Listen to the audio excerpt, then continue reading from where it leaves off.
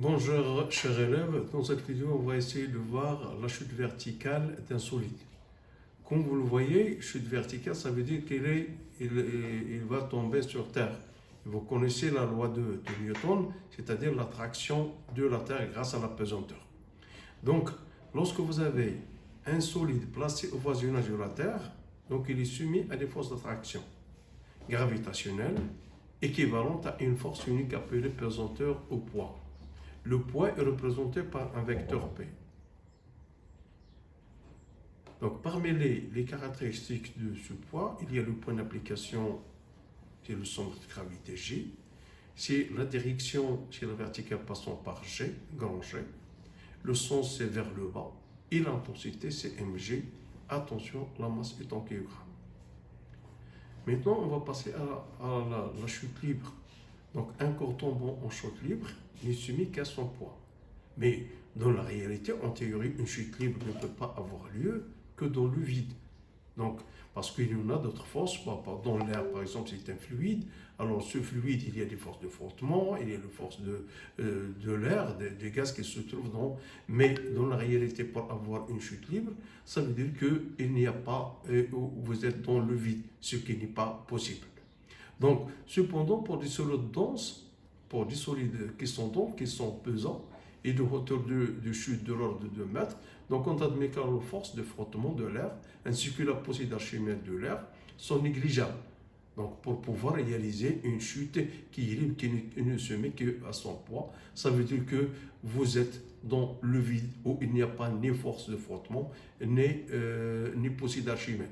Et à ce moment, on va parler de la chute libre, ça veut dire qu'elle ne se met qu'à son poids. Donc, par définition, un corps est en chute libre lorsqu'il ne se met qu'à son poids, ce qui n'est pas réalisable dans la pratique, mais en théorie, on peut l'admettre, c'est-à-dire en négligeant la force de poussée et la force de frottement de l'air.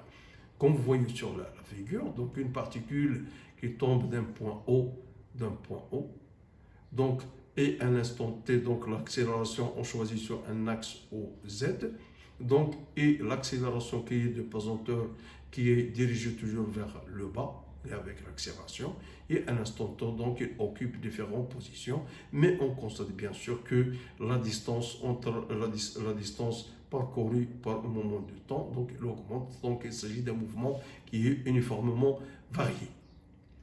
Donc, en appliquant la deuxième loi de Newton, comme vous connaissez, que P est égal à ma, ce qui donne que A est égal à G. L'accélération du centre d'inertie d'un solide tombant en chute libre est égale au vecteur champ de pesanteur G. L'accélération est indépendante de la masse du solide. Donc, elle est indépendante puisque vous avez l'accélération est égale à la pesanteur. Donc, chute sans vitesse initiale. Donc, ça veut dire que le AT est égal à 0. Le solide est abandonné sans vitesse initiale d'un point O pris comme origine de l'axe OZ, orienté vers le bas, dans le sens du mouvement, c'est-à-dire vers le bas.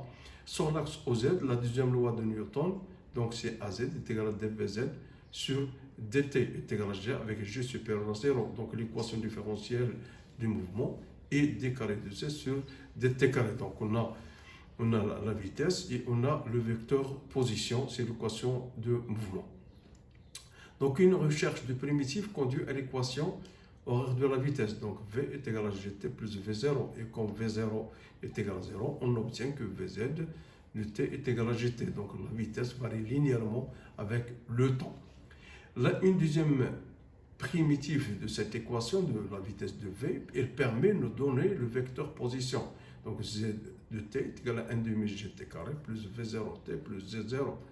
Et AT est égal à 0, on a V0 est égal à 0.